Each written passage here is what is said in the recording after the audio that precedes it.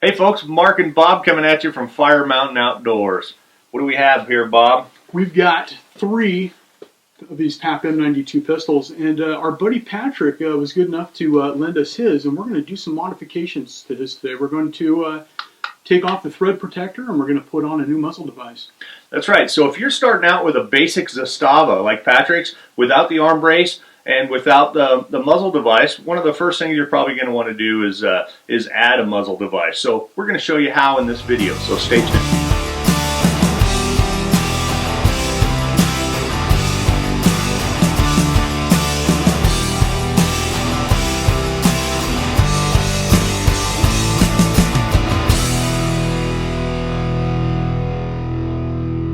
Alright folks, all of these weapons are safe and unloaded. This particular Zastava is the baseline PAP M92 that you would get. This is just the pistol configuration with no brace, and it comes with a thread protector and no muzzle device. Now this thread protector is welded on.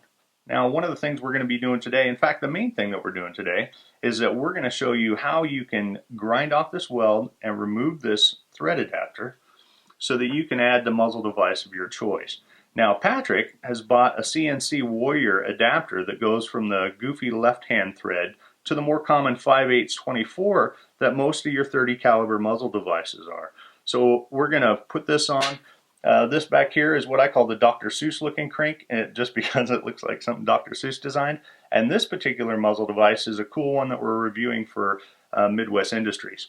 So with Patrick's device, it broadens up a whole bunch of other options. We can use what I like to call the fire extinguisher crank style. It's kind of like the Flaming Pig, which was based off of that, or the A2 flash hider that would be common on 30 caliber AR weapons. So let's get to modifying. Alright folks, so the first thing we're going to do is we're going to protect the areas around this spot weld with some tape. I've got some 10 mil pipe tape right here. You could use some electrical tape or anything that you can find to put on there, probably something heavier than masking tape. But I'm really concerned about the gas block. If the grinder takes a wrong hop or a wrong bump, then we could do some damage here. So I'm going to put a couple of layers of tape on this, and then a layer of tape on the muzzle device, just because.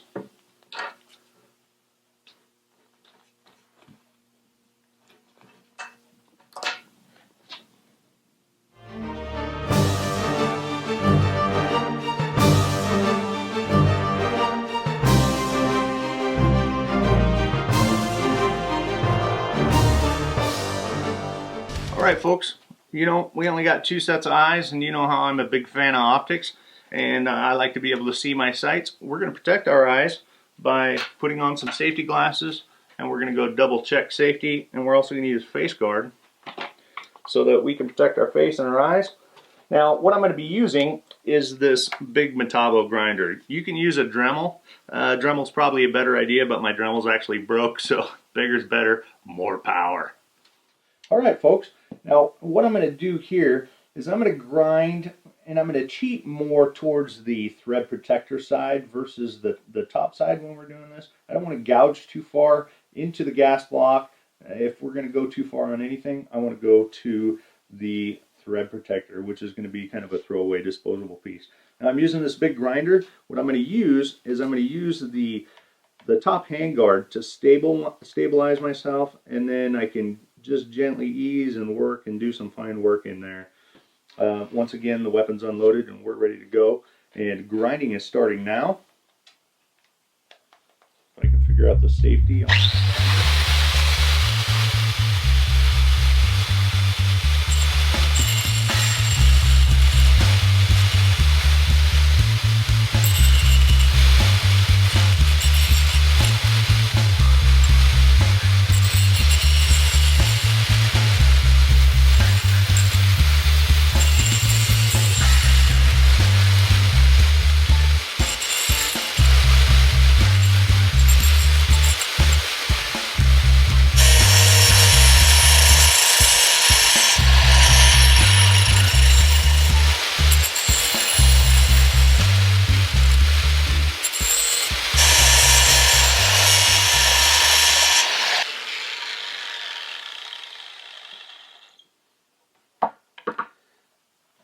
Look at there, folks.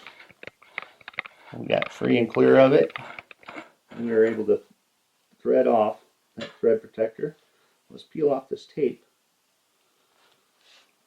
And we didn't go very far into the gas block at all. We'll be able to dress that up with a file, and then we're going to make it look pretty. So let's do that next.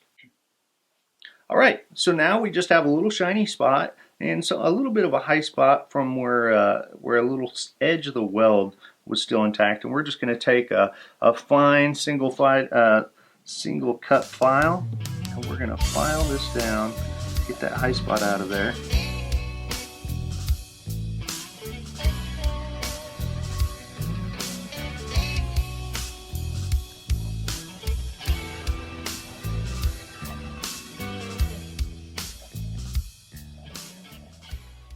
I think that's as good as we're going to get without digging into a lot of the finish. So our next part, speaking of finish, is we're going to cover that up with our Birchwood Casey pen. Alright folks, we're using the Birchwood Casey Super Black Instant Touch-Up pen. And we're going to shake, shake, shake, shake, shake. So we got the Shakeovision camera. Doesn't do any good to shake the package, but you can do it if you like. And after we shake it up to make sure that we get some pigments and not just the solvents, we're going to take the cap off and we're going to touch this area up.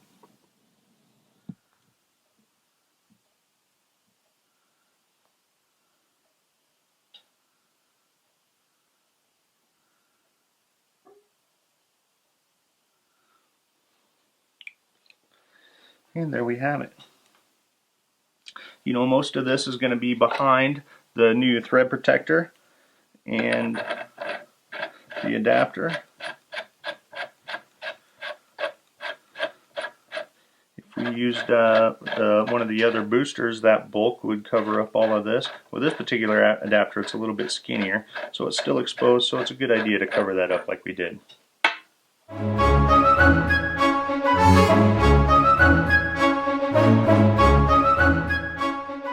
Alright folks, so we have this CNC Warrior adapter that we're putting on, and it came with a muzzle detent pin kit. So what that is, when you thread this on, it has a spring-loaded pin that will index off of these detents that are machined in. But we have to install that.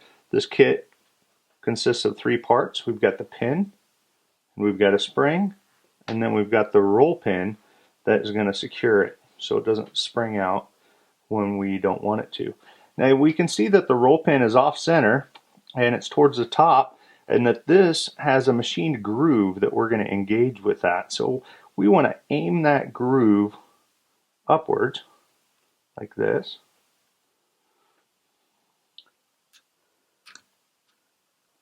And it'll protrude through the rear, and you can verify what its position is. This rotated as I put it in, and we can push it more towards the rear, and we can see that. And I'm going to keep turning it until it is dialed in the way I want it. And it is how I want it. And we're going to take a small pair of pliers. I have a Leatherman, I can help. And we're going to use that Leatherman to hold the pin while we get it started.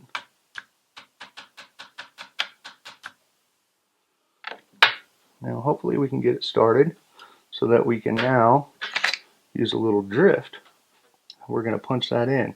Now this is going to become a three-handed operation shortly, as I'm going to need to hold this and verify that it is indexed correctly and hold my roll pin driver, and we're just going to tap this in.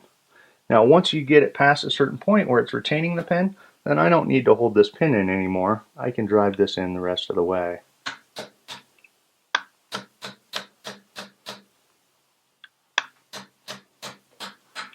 We're going to be careful as we approach the finish, because we don't want to damage the finish, but we'd like it flush. And there we have it.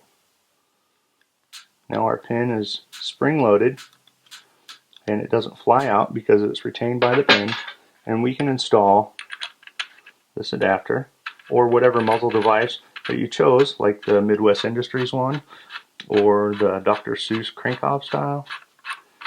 As we approach the pin, it'll start catching on those, and we can just hold it back with our thumb until it gets as tight as we like.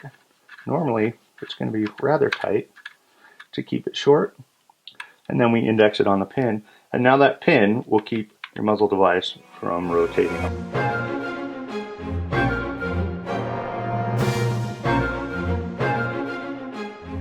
We have taken off the thread protector and we've installed the CNC Warrior adapter, and now we can use just about any 5/8 24 adapter there is. I know.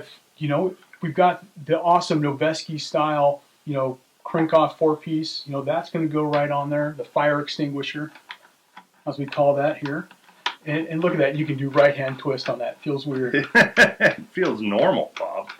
That it does. Yep. Or we could take this off and we can put on. Got this AR-10, bird cage. I mean, I'm actually really curious to see how this is going to perform on here. But this is, if you are just starting out and you're looking to do your first upgrade on your PAP M92, something like this is just going to be a real cool addition to your pistol. Doesn't take a whole lot of work. If you've got some tools, like a Dremel and a file, you can do it yourself. But this is definitely a worthy upgrade. Excellent. So I hope this was insightful for you. We love the Zastava and what they are, and accessorizing them is half the fun. And I hope this was insightful and maybe entertaining and informative at least. So as always, hey, please like and subscribe. And remember, folks, be safe. You can't take back a bullet, and you never ever want to wish that you could. So follow the 4 basic Fire Mountain Outdoors safety rules and have fun shooting. That's right. And as always, thanks for watching.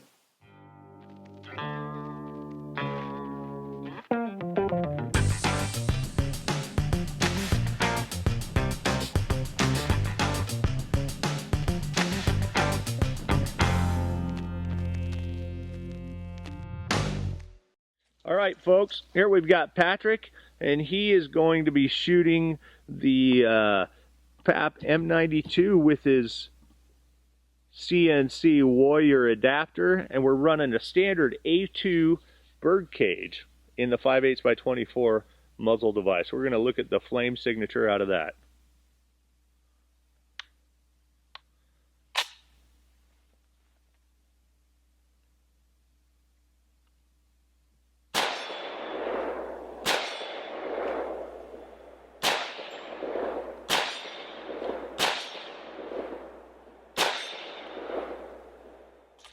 Very interesting.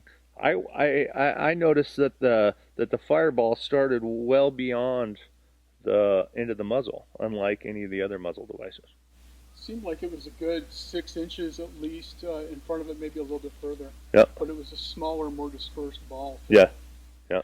All right, now Patrick is running the old school crank-off style. I like to call it the fire extinguisher style muzzle device. He's got the CNC Warrior adapter on there, and we've got a 3-piece, I think it's by GRG Manufacturing, a 3-piece cone style, much like a Noveski Flaming Pig suppressor on there. So we're going to look and see what kind of flame signature we get out of this one.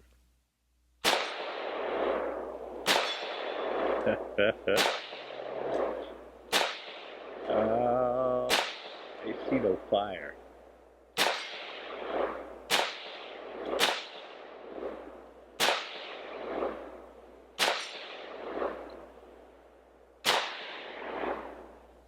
Hey, that was kind of fascinating, folks. We didn't think with this short barrel, we're looking at like a 10 or a 12-inch barrel that has all this unburnt gases and energy to be released at the end of the barrel. We didn't think that we were ever going to find a flash hider that would actually hide the flash. But we've done this GRG 3-piece design, and we have that on there. And by golly, Patrick just did a whole bunch of rounds, and there was no flame signature, except for one anomalous one. So I'm going to just do a mag dump, and we're going to see what happens.